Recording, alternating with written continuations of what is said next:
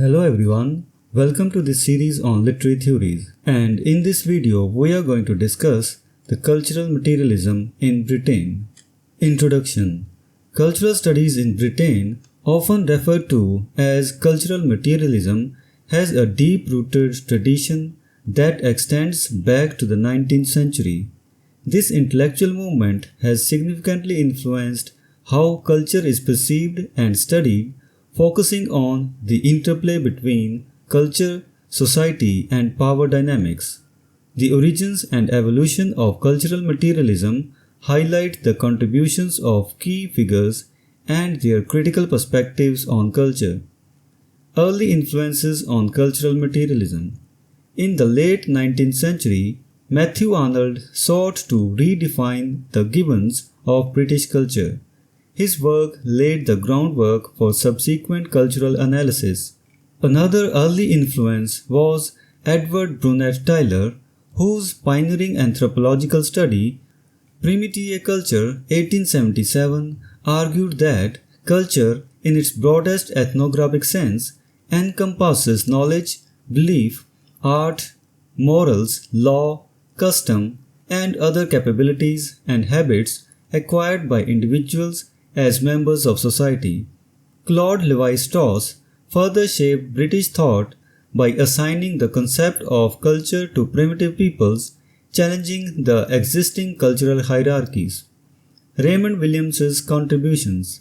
Raymond Williams, a seminal figure in cultural materialism, expanded the concept of culture to include the working class, not just the elite. He famously stated, "There are no masses. There are only ways of seeing other people as masses."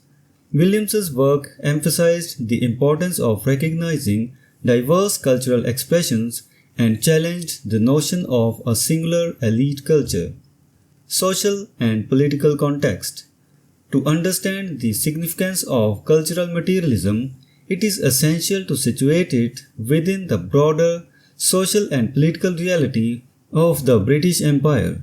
This period was characterized by the myth of an empire upon which the sun never set, an ideology inherited from the previous century. In modern Britain, two distinct trajectories for culture emerged. One trajectory looked back to the past, preserving feudal hierarchies and community structures.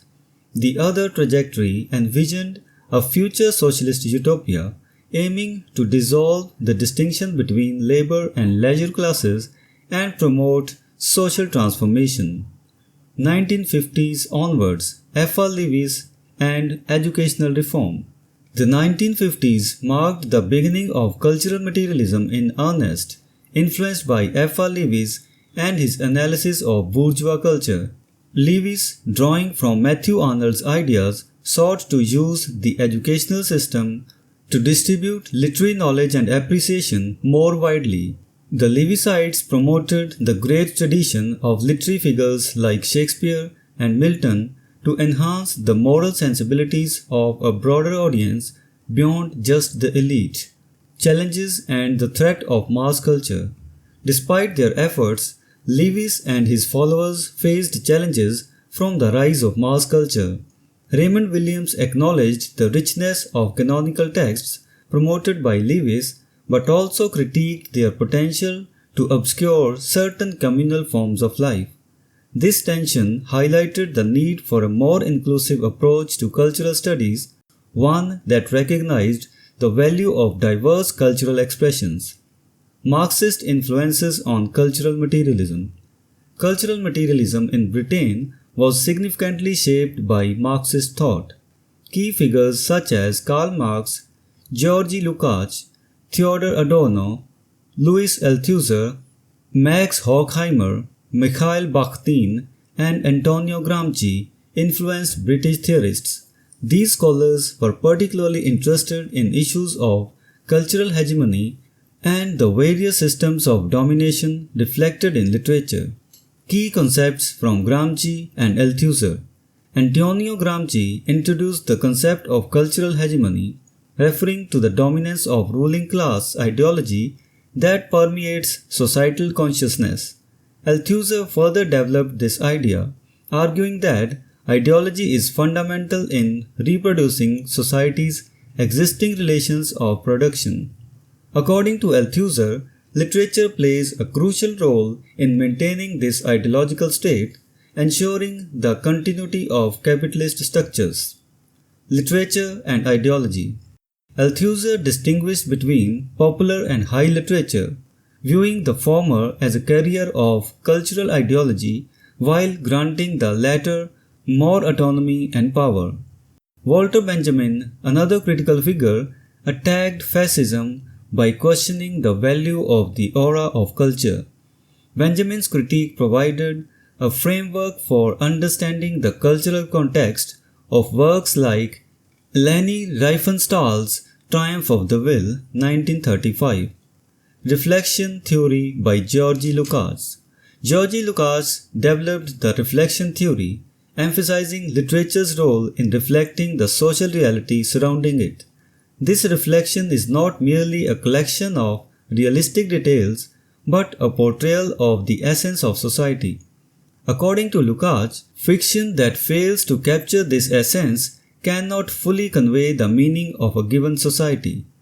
Dialogic form and feminism.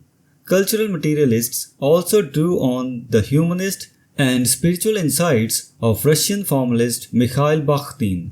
Bakhtin's concept of the dialogic form highlighted the complex interplay of meanings within narrative and class struggle, emphasizing both conflictual and communal aspects. Additionally, feminism played a crucial role in cultural materialism, exposing how seemingly disinterested thought is often shaped by power structures like patriarchy. Conclusion. Cultural materialism has had a profound impact on literary criticism, challenging the dominant post-war methods that were often aesthetic, formalistic, anti-historical, and apolitical. By integrating humanistic and spiritual perspectives, cultural materialism has provided a more comprehensive understanding of culture and its role in shaping social realities.